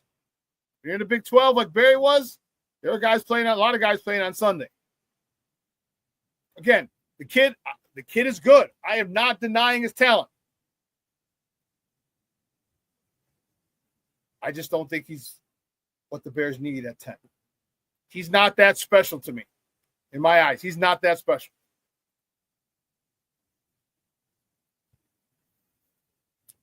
And what I'm wondering, people are talking about Will Campbell. Will Campbell's arms are short.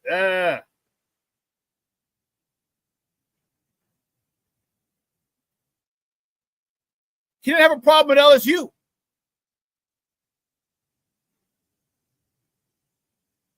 Now, LSU, you're playing against jokers that are going to be playing on Sunday. He didn't have a problem at LSU. So when people sit there and tell you, oh, well, his arms are too short, watch the film. Watch the film. Does it make a difference?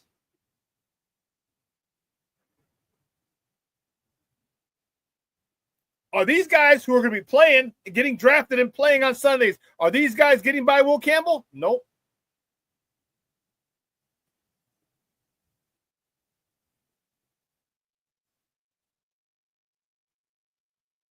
These are guys in the SEC. He's not playing in the Big Sky Conference. He's not playing in the WAC Conference. He's not playing in the Mid-South Conference or the MEAC or the SWAC. He's playing in the Southeastern Conference.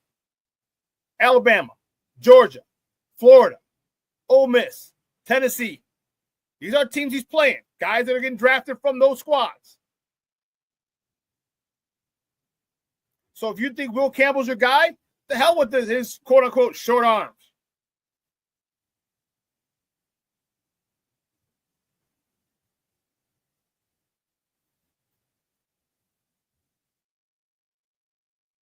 Cornelius says, what other back is being mentioned as a top 10 pick beside Jency? Right now, no, none. None. But that doesn't mean he's going to be a great running back in the NFL.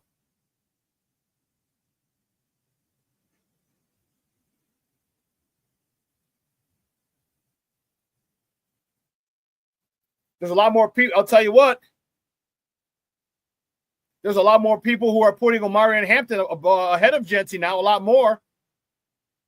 They're looking at his size, his ability. Same thing. I'm telling you, a lot more analysts and scouts are looking at Omarion Hampton as a better running back, a better prospect than Jency. Again, it doesn't mean I think Jency sucks. It doesn't mean that at all. The kid could be really good.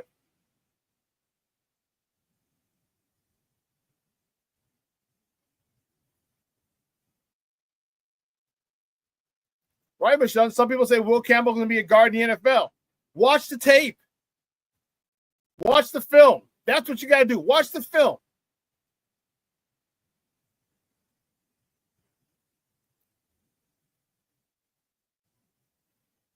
You know, when people measure stuff and like, well, he's only such and such.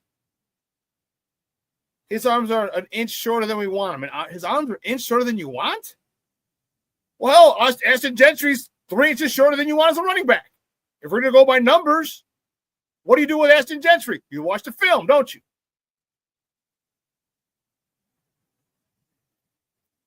You watch the film.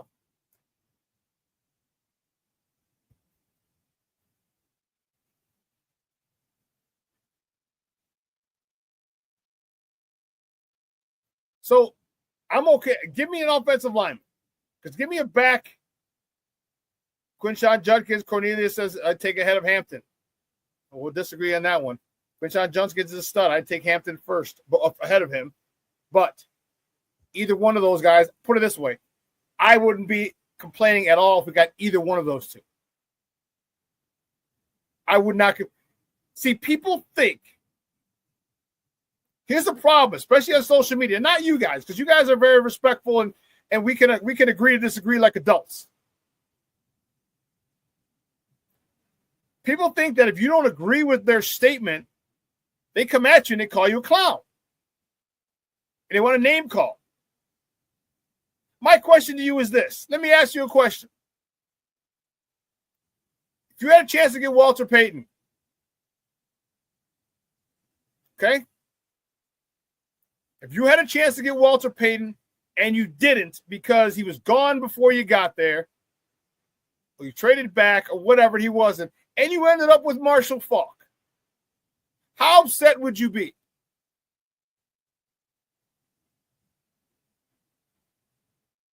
You had a chance to get Walter Payton and didn't because he was gone already. And you had to settle for Marshall Faulk. How upset would you be? I think everyone here would say Walter Payton's the best running back to ever play the game, correct?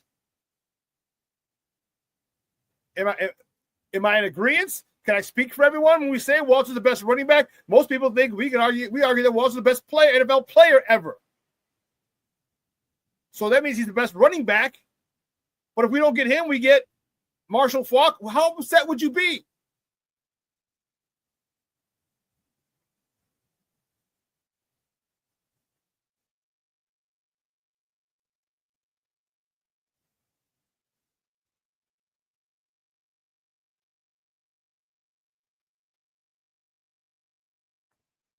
Faulk could not hold Peyton's jock. But I'm asking you, what can't Marshall Faulk do?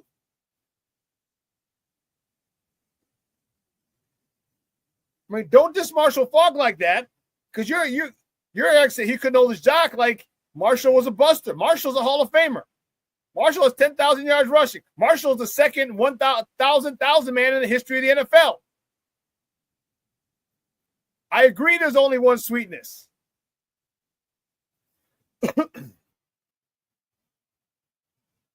I agree. But would you be upset? No one's answering my question. How upset would you be if you ended up with Marshall Faulk? Marshall Faulk was, Marshall Faulk, Rick, you never saw Marshall Faulk pick up linebackers coming in that hole. Marshall Faulk would stonewall linebackers. Marshall Faulk was the complete back. He was literally the heart and soul of that greatest show on turf.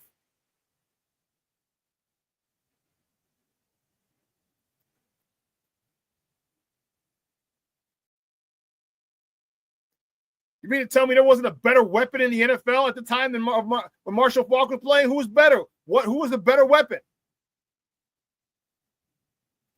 I hear you, Rick, but so let me ask you a question.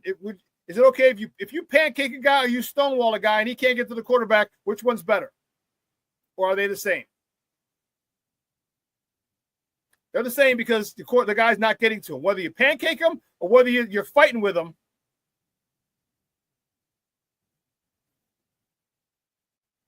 but you're not answering my question, Rick. Would you be upset if we had to settle for Marshall Faulk?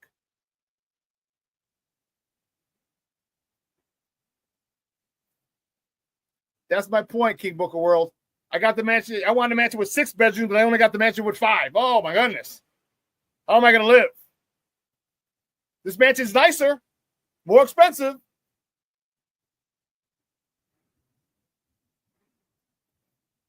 But that's what I'm saying.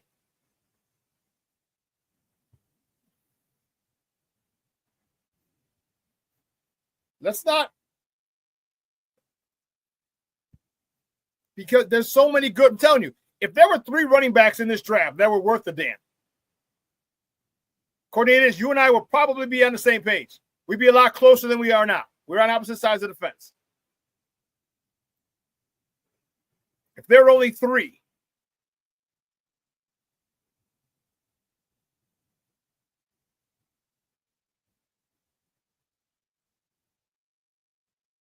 Walter's the GOAT in my mind too, Rick.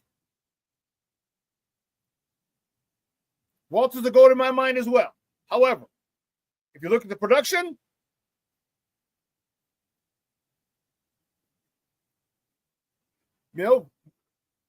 Marshall Faulk can do it all, just like Peyton.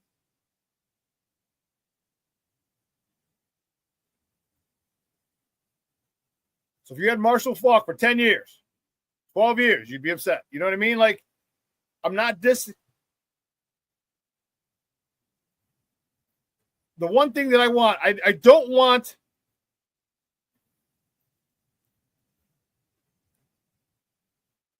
I need the Bears to understand you build inside out.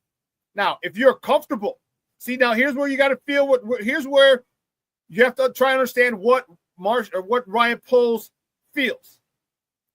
Do him and Ben Johnson feel that their offensive line is set? You got Doug Kramer, center guard.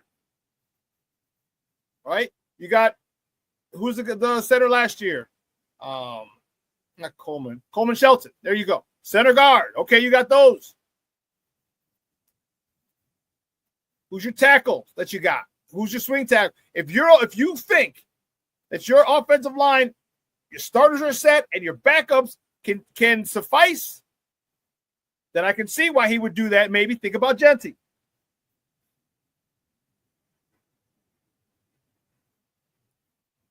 Or maybe Ben says, "Hey, I have a short, explosive running back in DeAndre Swift. Let's go get Omarion Hampton. Let's go get Trayshawn Judkins. Give me a bigger back, a more powerful back. Let's not get it twisted. Ben Johnson can have a lot of say in his pick, a lot. Dennis Allen will probably have a say in the second round and the third.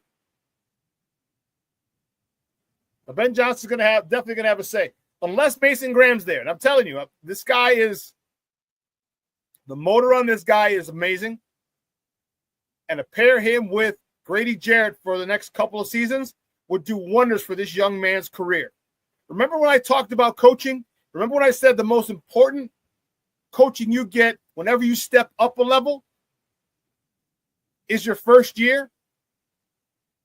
Imagine the coaching you get plus playing next to this guy.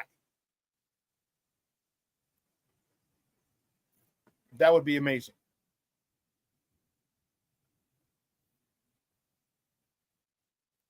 Cornelius Squall said Peyton's most impressive attribute was his toughness. The man only missed one game in 13 years. And he argued to the day he died that he could have played. They just didn't play him. To the day he died, he argued that. I could have played. They just didn't play me.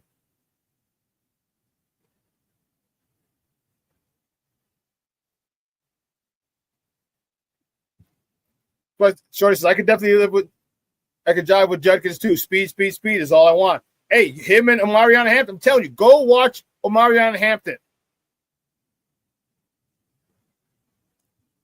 That's why I said there's so many running backs. There's a good number of them. I don't need one at 10.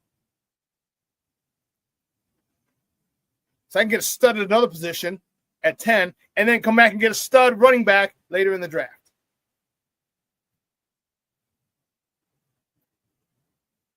Because the stud running back you're going to have is going to have the stud offensive line that they just created, that they just fortified. We've all talked at what if Barry Sanders had Emmitt Smith's offensive line? How long ago would he have broken Walter's record if Barry Sanders had Emmitt Smith's offensive line?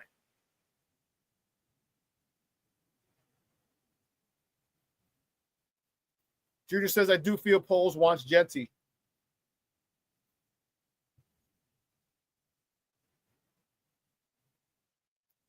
Possible. It's possible.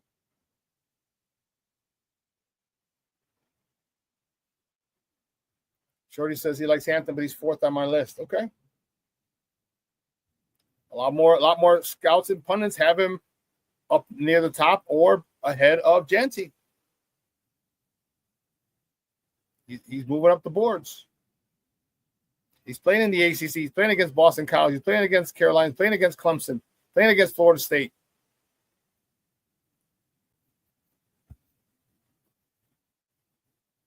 You know what I mean? It's like, it's not.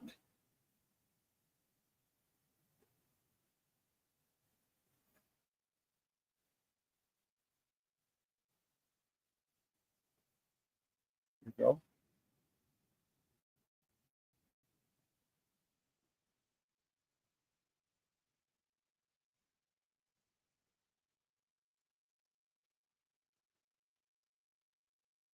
All right, Omarion Hampton. Let's look at stats. Let's look at stats.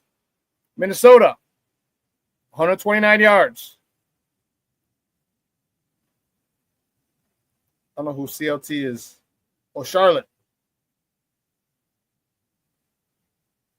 He didn't play against Charlotte or whatever. He only had 77 yards. North Carolina Central. He went crazy. 210. James Madison, 139. Duke, 103. Pitt, 106. Georgia Tech, 137. Virginia, 105. Florida State, 172. Wake Forest, 244. North Carolina State, 185.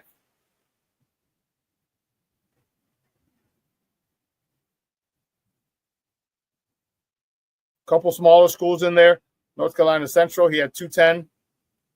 James Madison, 139.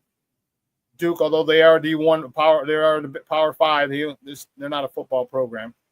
Actually, Duke beat them 21-20. But North Carolina State, Boston College, Wake Forest, Florida State, UVA, Georgia Tech, Pitt. These are all schools that have people who are going to the NFL. And against Boston College, he only had 11 carries, so I don't know if he got hurt or what. 11 carries for 53 yards. Oh, but here, people talk about, look, here's, this is my wallet.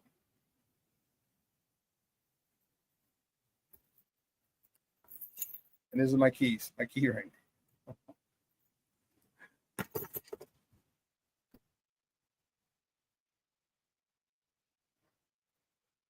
Come on, Corny. It's just the thing. The Bears didn't have to worry about for 13. Yeah, they didn't.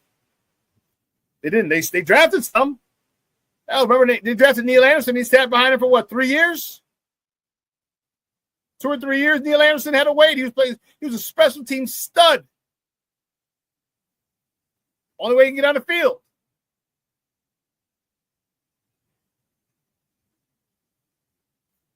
Are you serious, Cornelius? Come on. I just gave you all these Power 5 teams. North Carolina State, Boston College, Wake Forest, Florida State, UVA, Georgia Tech, Pittsburgh, Duke. That's not better than Janty's competition? Come on.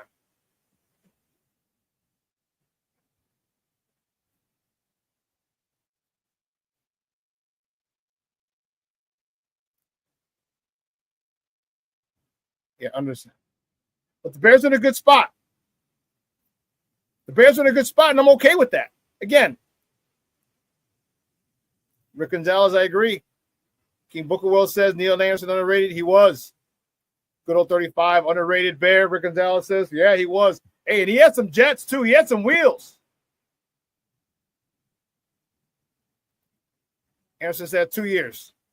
Drafted in 86. Started in 88 because Walter retired in 87. You want them both, Shawn.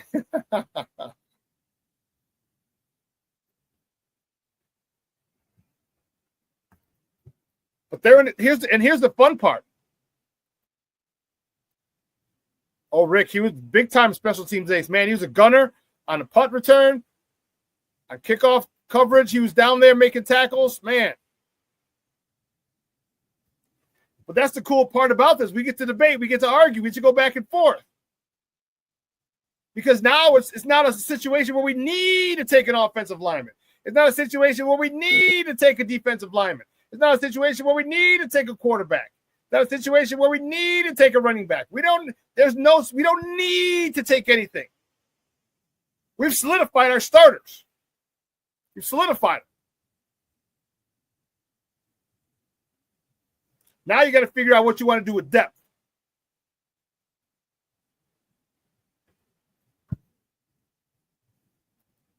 Now you got to figure out, okay, what could help this team more? Better depth at running back, better depth at offensive line, better depth at defensive line. What would better help this team? And the reason I say offensive line, because offensive line gets hurt. I don't want one guy getting out. And, man,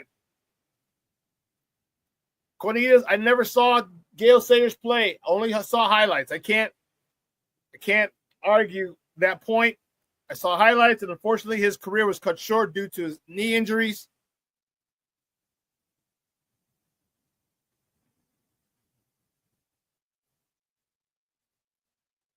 Many people said Gale Sayers was a freaking crazy cat. He had the cutting ability of Barry Sanders. To stop on a dime and just change direction in a heartbeat. We've seen it, but I never saw it live. But I've heard stories, seen some of the tape. Yes, I remember that too. Anderson beat Darrell Green to the end zone. Darrell Green was the NFL's fastest man for years.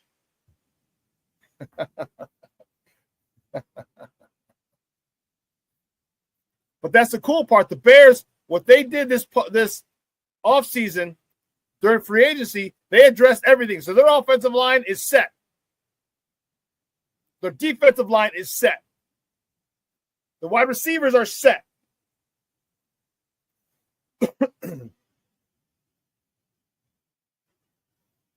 So do you draft? What do you draft? That's the luxury they have.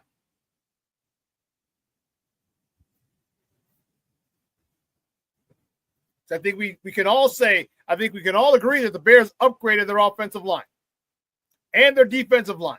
You get Grady Jarrett, I'm telling you, that I cannot believe we still got Grady Jarrett. Cannot believe it. I cannot believe it.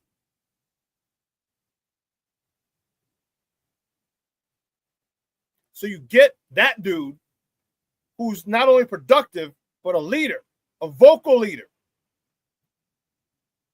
We haven't had a vocal leader in a long time. We haven't had that. We haven't had that dude who gets everyone fired up, who makes plays. When was the last defensive lineman that we had that someone had a game plan around?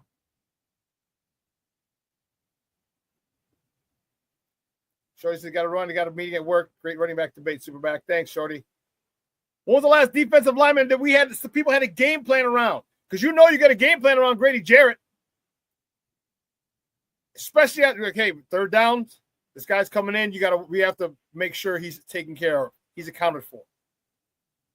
Who was the last dude that they had to do that? Probably Tommy Harris. You're right, King Booker World. That's where I was going with that. That we're talking back in 06. They're talking 20 years ago. Maybe Hicks. I could argue. I could rock with that a little bit, Rick. I could rock with that. But back in 06, Tommy Harris, they damn sure knew how to know where he was. They damn sure had to know where he was. Sure thing. Hey, I want to really, before we go, we got a few minutes, but I want to say happy birthday to Levette's son, Dunn. Happy 17th birthday, Dunn. May you have a wonderful, wonderful week. Okay, make it a beautiful day. Have a beautiful week. Make sure Mom takes you out to dinner to a nice spot. You're 17 years old. You want a steak. Say, Mom, I want a steak. I got you, Levette. So no, we ain't going to Longhouse. We ain't going to the Longhorn. We're going to Chicago Cut. We're going to Smith and Walensky's. We're going to RPM Steak. From the South Side, we're going to Craples. So, Mommy, I want a steak. Give me a steak, Mama.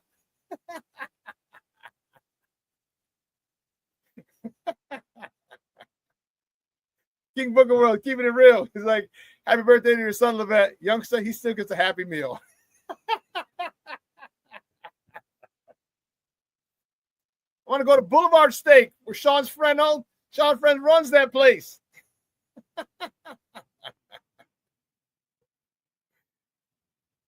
Oh, man. Cornelia Squall said, happy birthday to your son. That's awesome. Junior says, happy birthday to your son as well. Done. Rick Gonzalez, you did not just say Craples. I just did. I did. My buddy wants to go there for steak dinner. I got a cop friend who did a big favor for me. I saw him over the weekend. I'm like, yeah, we're still going. We can go to Craples. We can stay on South Side. If you want, we can. Do you like Craples, Rick, or you're not a big fan of Craples? Oh, he wants Mexican. Okay. Time to go to get a big piece of carne asada. Rick Gonzalez, that was my first job. Shawn was at Craples Steakhouse in Worth. Shut the front door and get out of here. That's crazy. Dude, 1994, huh, Rick? Dude, that's crazy. Oh, that's hilarious, Rick. That's awesome. That's awesome. Cornelius Squall said, on my 60th birthday, I got 16 White Castles and loved it. That must have run you about, a nickel? 80 cents, huh? That must have run you about 80 cents, huh, Cornelius?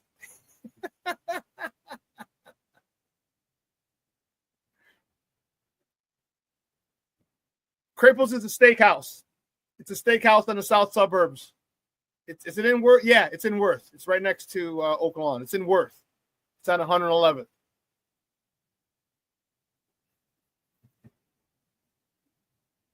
You can take it there and drop you off.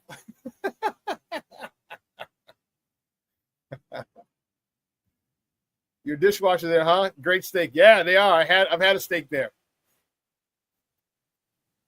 Yeah. But anyway, man, 2 hours is come and gone. I want to thank you guys. This chat was freaking live today. Cornelius was on one. Woo! Loved it. Loved it. I love our conversations. All right. But the bottom line is we're in a good position to draft whoever we feel is going to be an asset to us. All right. We could draft Genty if he's still there. The Raiders are really big on him. There's a lot of people are mocking him to the Raiders. Mock drafted him to the Raiders. They got the quarterback. Now they need a running back. A lot of people are putting him in the Vegas Raiders. All right, we still got the offensive tackles. Kelvin Banks, Membu from Minnesota. All right, Williams from LSU. We got those. If Mason Graham falls, we got something there.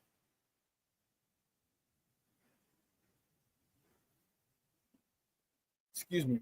So we have a lot of options, and the great part about it is anyone that we pick is going to be a help immediately. Anyone.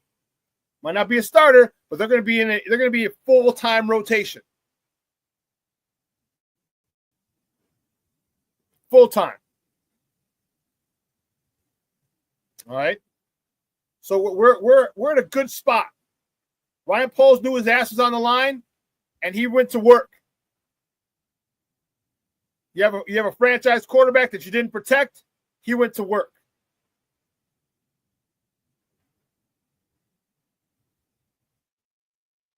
So hats off to you, Mr. Poles, on getting that done. Well, listen, we're going to replay this at 6 tonight. All right, if you missed any part of it and you want to go check it out, I'll be back on at 6 p.m. this evening. But until then, guys, you have a phenomenal day. All right, let your loved ones know you love them, because you know what? Tomorrow is promised to no one. Let me tell you, I say that to you all the time.